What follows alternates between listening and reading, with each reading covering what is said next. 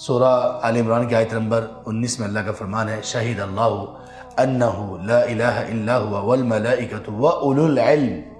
اللہ نے اس آیت میں اپنی گواہی کے ساتھ اہل علم کی گواہی کو بھی شامل کیا، فرشتوں کی گواہی کے ساتھ۔ ہاں ہوں واقعی وہ اہل علم والے لوگ۔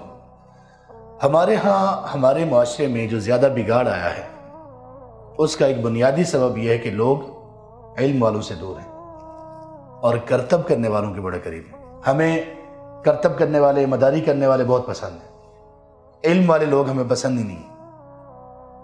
کتنے لوگ ایسے ہیں ان کا سورس آف نالج اہل علم ہے ہی نہیں۔ تو اللہ تعالیٰ کی یہ تو سنت کے ہی خلاف ہے۔ اللہ تعالیٰ نے انسانوں کی ہدایت کے لیے 2 سلسلے شروع کیے۔